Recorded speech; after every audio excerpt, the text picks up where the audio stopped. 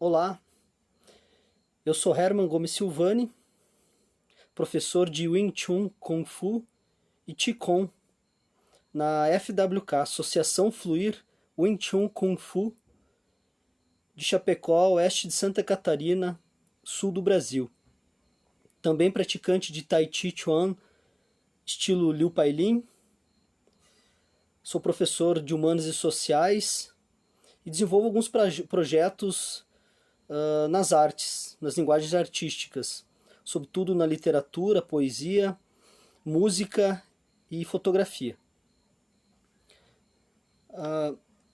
A convite da Priscila Gorzoni, eu estou fazendo esse vídeo para participar de um projeto dela que envolve o debate sobre a questão da violência contra a mulher, sobre a autodefesa feminina.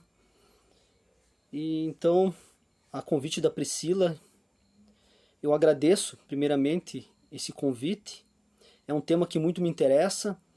Eu desenvolvo alguns estudos nessa área, mais ligada à questão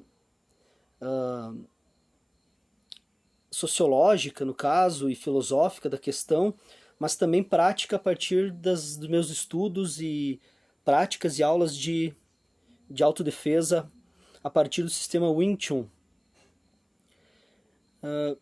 Para começar a conversa, eu tenho plena ciência de que o conceito de autodefesa é algo um tanto quanto subjetivo ou relativo. Eu acho que é um primeiro ponto a gente sim prestar atenção quando vai falar em autodefesa ou se defender de alguma coisa. É muito comum a gente ver escolas por aí propagando a ideia de que praticando determinada arte marcial a pessoa vai conseguir se defender do agressor. E eu vejo isso muito na publicidade, né, relativa ao comércio das artes marciais como um todo. Por exemplo, aqui em Chapecó, existia um tempo atrás uma escola de uma arte marcial determinada, onde o professor ele fazia vários vídeos com seus alunos, né, de tirar a arma da mão de um assaltante ou de se defender de mais de uma pessoa, geralmente mulheres, e tudo muito coreografado. Para uma linguagem publicitária, é normal a gente ver isso, né? A questão, o problema é que a gente está falando numa situação que pode ser real, pode acontecer, e que aquela cenografia apresentada a partir dos vídeos desse professor e com seus alunos e tudo mais, acabavam às vezes gerando um problema na hora da pessoa realmente precisar se utilizar de alguma técnica ou de alguma inteligência estratégica para poder se defender, manter sua integridade física ou psicológica. Esse professor acabou falecendo, um cara jovem, até eu conhecia pessoalmente ele, por alguns problemas relacionados à sua prática de vida, seu modo de vida. Então eu quero começar falando um pouco por aí. Eu acredito em autodefesa, mas não como grande parte vende a ideia, a partir da técnica, da defesa pessoal como algo físico, meramente. Mas sim a partir de uma conduta, a partir de um princípio, a partir de uma cultura, propriamente dita. Cultura de como a gente está se colocando na situação. E para isso são vários elementos que devem ser levados em consideração. Eu tomei nota aqui, que eu não sou tão bom na oratória e em fazer com que as ideias fluam de uma maneira mais clara, então eu anotei para me ajudar um pouco nesse sentido. O assunto eu considero muito complexo, ele requer de muita reflexão, muita ponderação, muito cuidado. Então, a questão do feminino na arte marcial, eu vou fazer uma relação indireta com um princípio que norteia a prática da FWK, um princípio filosófico e espiritual, que é a cultura ou a sabedoria ou o conhecimento taoísta. O taoísmo ele fornece alguns conceitos, algumas possibilidades de a gente pensar os vários âmbitos da vida e em sociedade, da vida individual também. Então, a FWK é uma escola de base, de raiz taoísta na sua prática.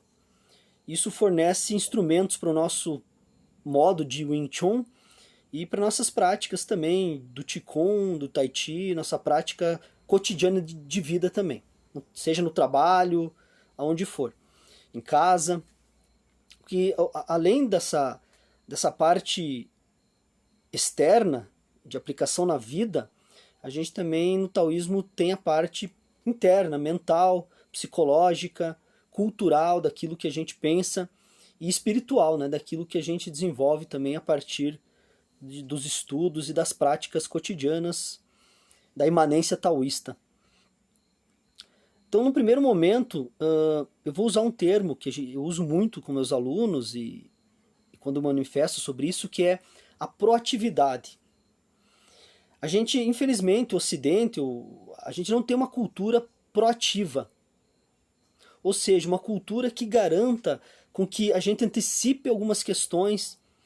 E é nesse sentido que eu me refiro ao conceito de autodefesa, quando eu falo em autodefesa.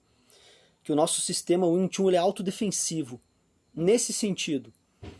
De fazer com que as pessoas estudar, praticar possibilidades, de fazer com que as pessoas adquiram uma cultura proativa na sua vida.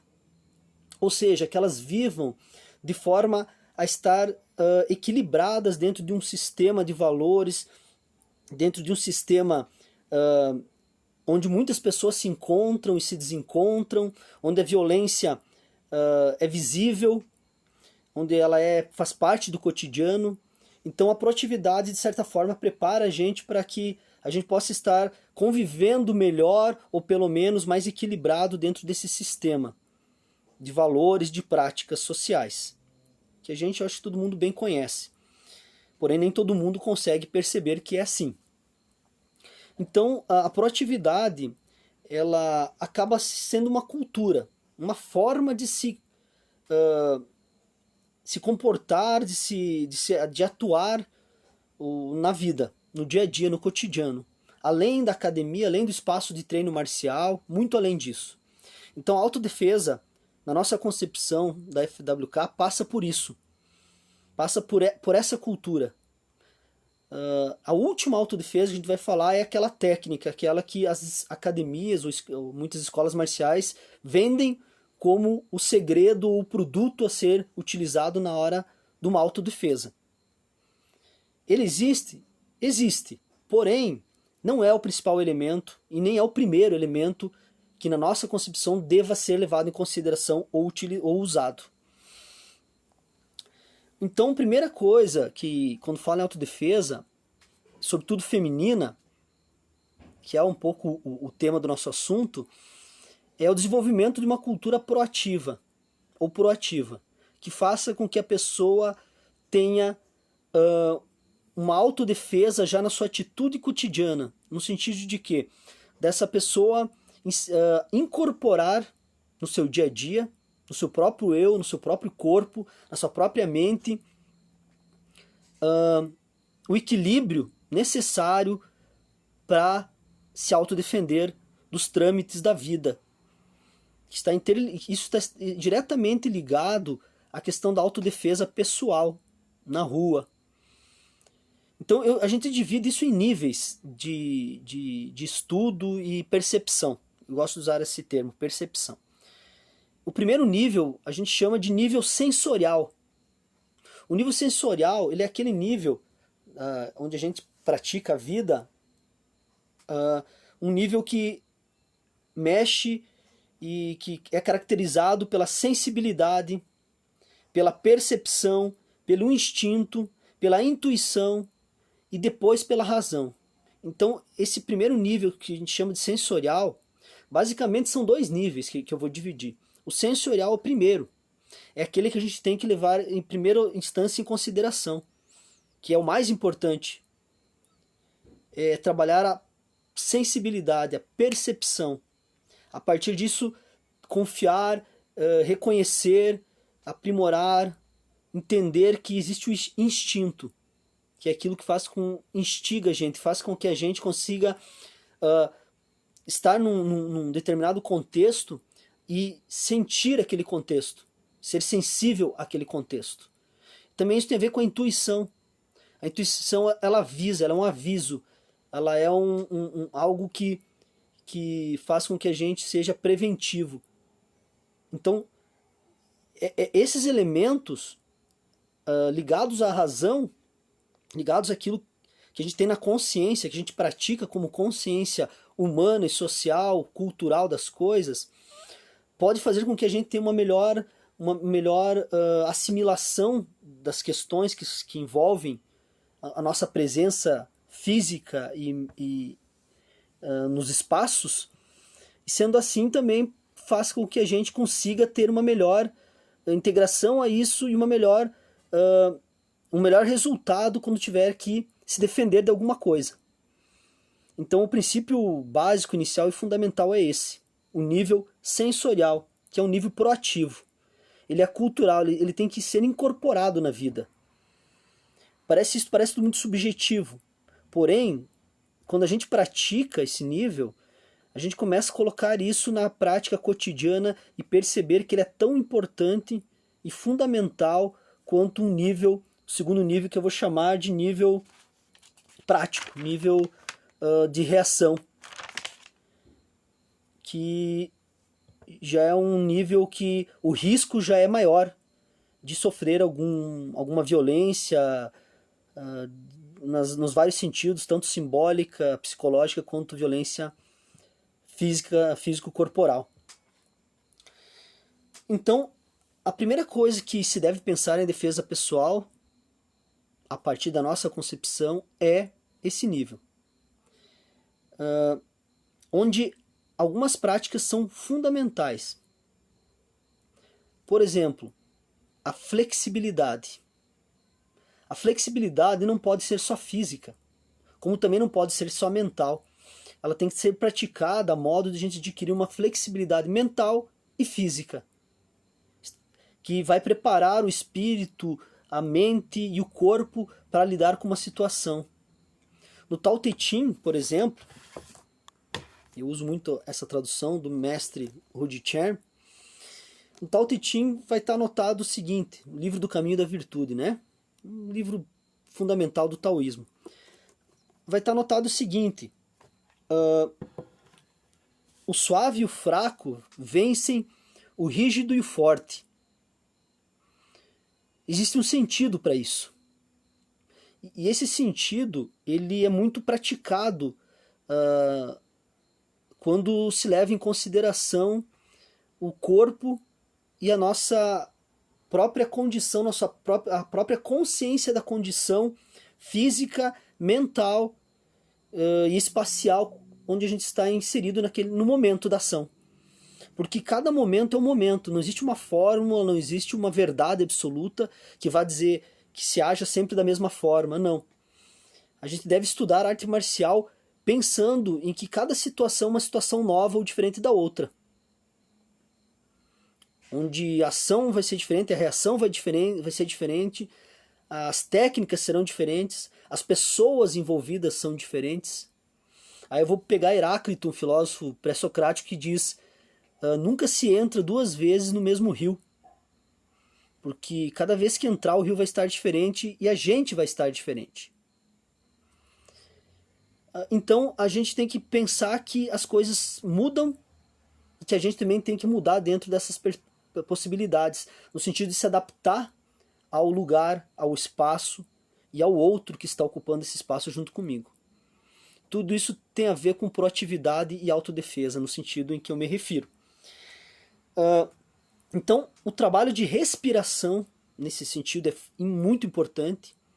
A partir da respiração, eu mantenho a calma, a serenidade. Isso propicia com que eu lide melhor com a situação.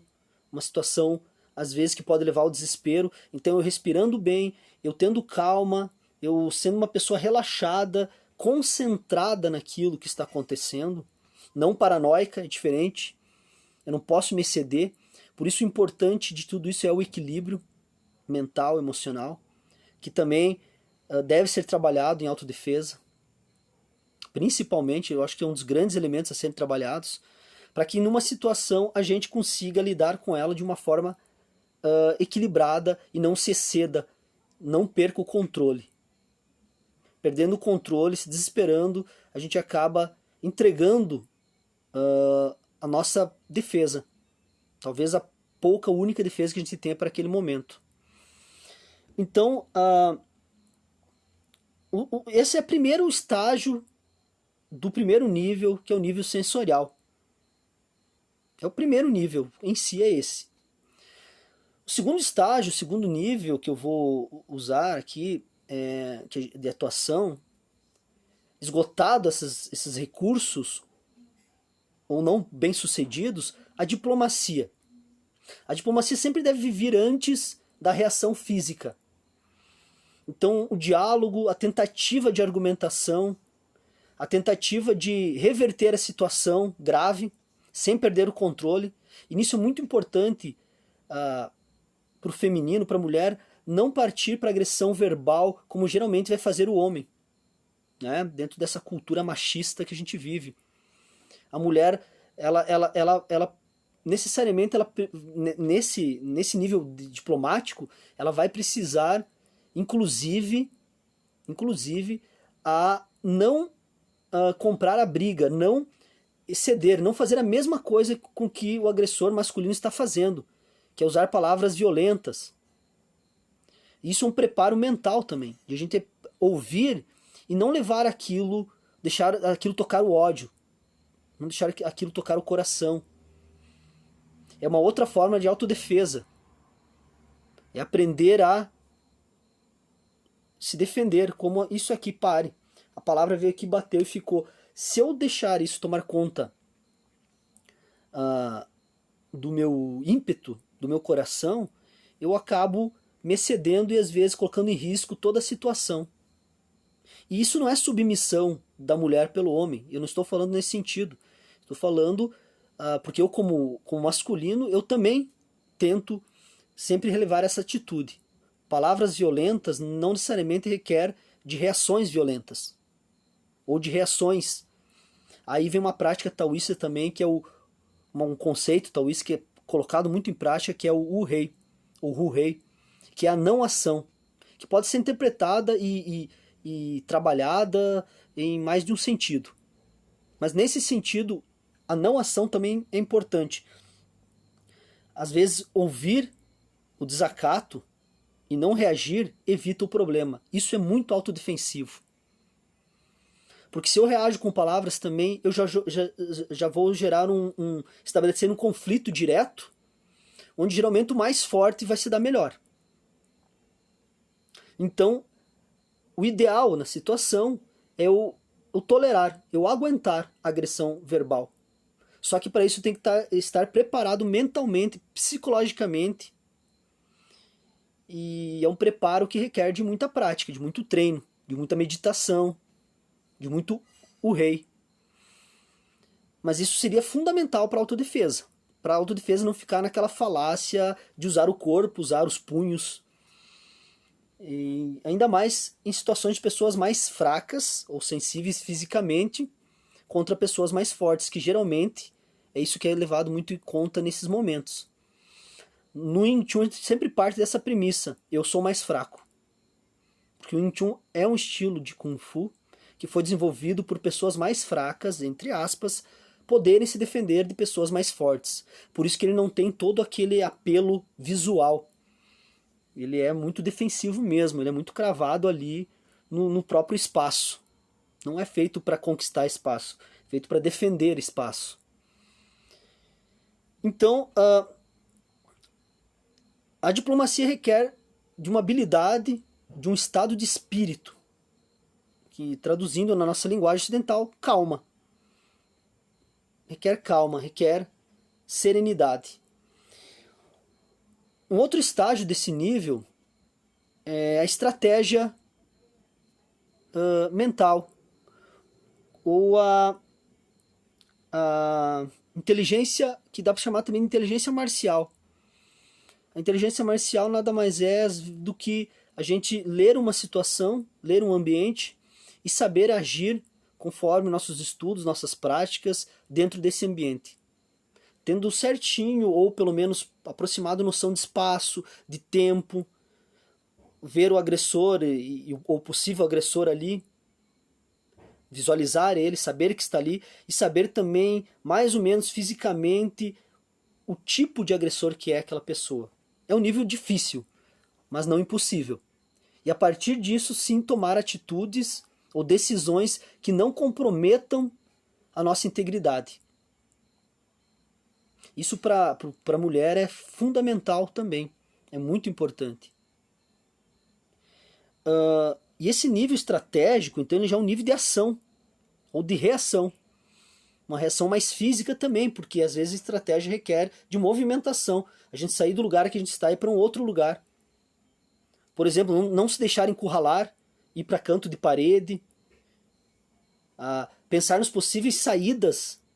Eu andei vendo, foi um vídeo que o Jerônimo Marana fez, que ele mostra, mais ou menos, acho que é na casa dele, algumas possíveis estratégias e saídas, visualizações. Isso é muito importante nesse nível estratégico marcial, porque a retirada ela acaba sendo uma autodefesa. Bobeira é querer bater de frente com algo que você desconhece. Então, às vezes, ser muito mais proativo e ser muito mais kung fu nesse sentido é bater em retirada. Não comprar essa briga, essa guerra que é provocada justamente por isso. Nesse sentido, o suave e o fraco vencem o rígido e o forte, através do uso da mente, da inteligência marcial e das retiradas tenazes, como está muito bem escrito no livro Arte da Guerra, de Sun Tzu.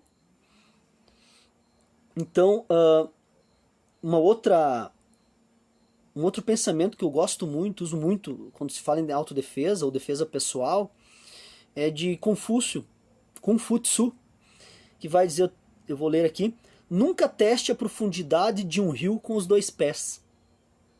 Ou seja, nunca se coloque por inteiro na situação que representa perigo para você.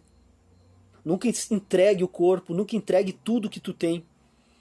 Use apenas um pé para testar a profundidade do rio. O outro você garante que não vai se afogar.